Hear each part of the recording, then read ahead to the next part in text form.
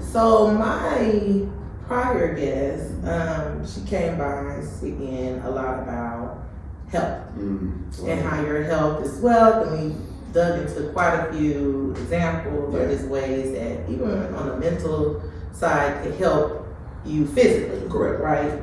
And I know you've had some health things going on, and I think it might be okay to, if you're all right with it, share a little, because you never know who you might help to hear how you got out of that phase. Yeah, thank you for leading into that question, Kia. I was diagnosed with stage 3 colon cancer last year, July 20th, 2023. And prior to that, leading into that year, I had unexplained weight loss and had issues where I couldn't keep food down and some other things that were kind of raising red flags. And I'm not a person that doesn't take care of myself. I go to the doctor on a regular basis and we'll go for my annual checkups. But this particular instance, it was just like what I had just wasn't going away.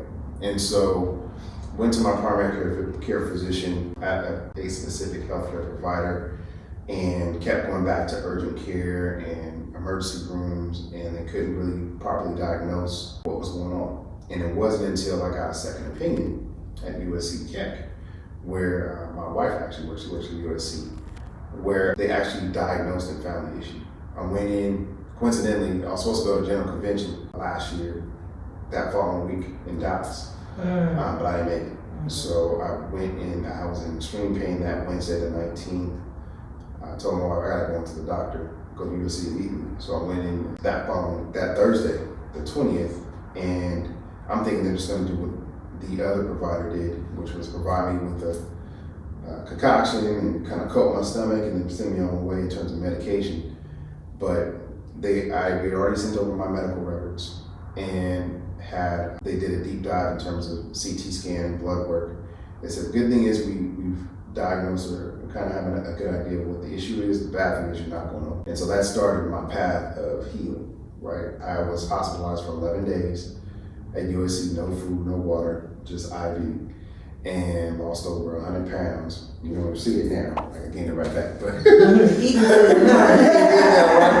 but literally lost all that weight and had surgery that following Tuesday, and coming right down the middle, took out a softball size colon and a softball size mass outside of my colon and half my colon. And so everything works fine now, but what they did was they did a biopsy and they determined that it was cancer, and stage 3 at that. And so that just shut everything down, right? It was already shut down because I was hospitalized, but it just turned my world upside down in terms of focus. And I was never worried about my health necessarily, because even prior to that week prior, I was in my kind of like a prayer closet and asking God, I know you're gonna heal me, and I know it's gonna get through this, but what am I supposed to gain through this? It has to be more than me just being sick and getting better.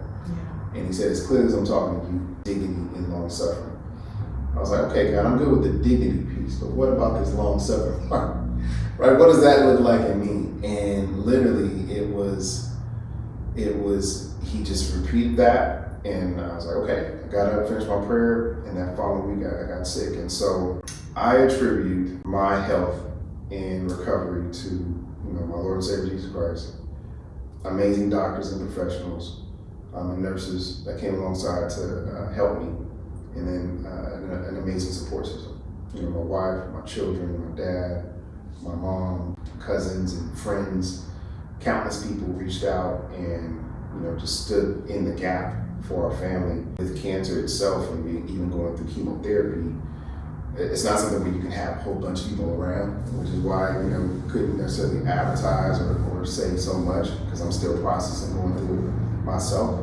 But at the same time, those prayers mean a lot. Those check-ins of how you doing, or text messages mean the world. Just having conversations of frustration and kind of why me, and asking that question. And at the same time, it's like, why not me? Because now I have a testimony to share to help somebody else out. I'm 42 now, but I was 41 at the time.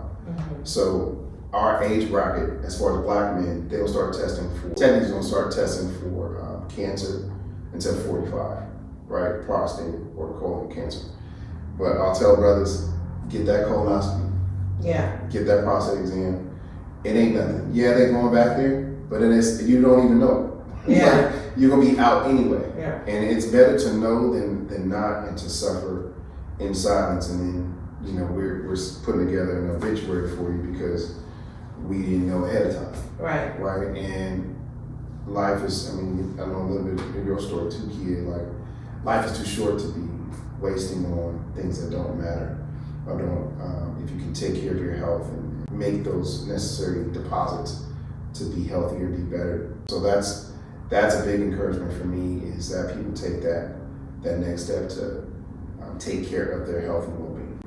Well, thank you for sharing, because that is such a blessing that you are here today and able to share the story. Right. Because you came out, you got out of it. Right. You came out on the side. Sorry. And that's a real thing. For sure. Like 12 rounds of chemotherapy, 7 months on disability. I'm just like so grateful that you're here to share your story with us today, because that's a lot. It is. You know, It is. being hospitalized, having, like you said, you had to refocus your priorities. Correct. Because all the things we think is important, or I gotta go make this money and pay this Right. bill and this and that, or little things, oh, I'm late for a dinner reservation. Does None not. of that matters. No. It does not. Like in real life, we are all blessed. We have our own story to tell, and thus, as long as we're doing the things, like you said, work harder and aligning and all the things we're supposed to do, the bills will get paid, happiness will get come, will get there for us. It's like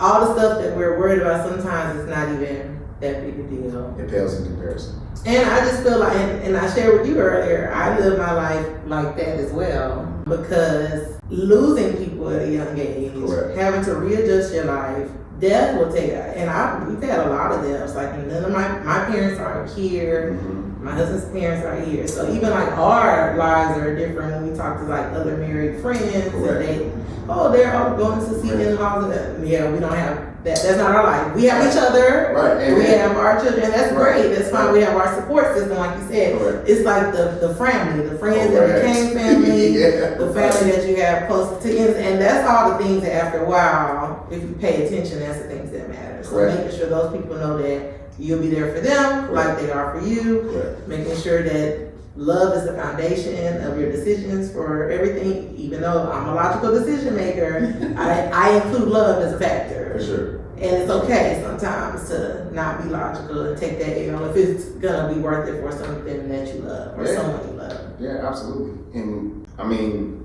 with regards to, you mentioned the family, right? Mm-hmm. Those people that aren't necessarily blood, but they become family by way of just the loyalty and the bond that you build and trust you build with other individuals.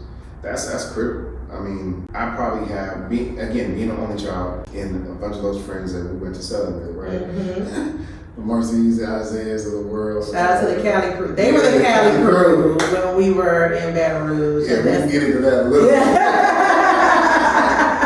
bit. We took Southern by storm, man. Mm-hmm. It was never the same. But no, others did too. But we had a great time. But it was those bonds that we built even before going off to Southern.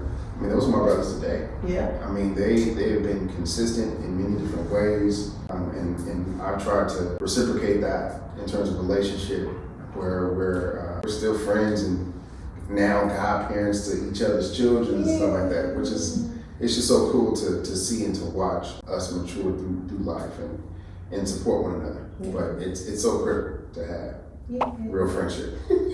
Period. Real friendship. Period. Which we'll continue to foster, especially now that we can commingle as married folks. I love it.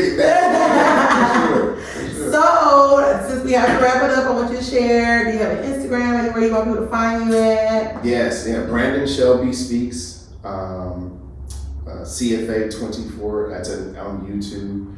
Then I have corporate _ free agency _ 24. You can follow me on Instagram. Those are my main handles. And you can also add me on LinkedIn at Brandon Shelby. All of my contacts there as well. But I'd love to tap in. Oh, what I didn't mention too is I'm getting into a bit of that career coaching too. So anybody looking to have a resume review or do mock interviews and have a space where they can have a safe space where they can really perfect their craft and ready for the next level, tap in with me and we'll engage and talk about your future.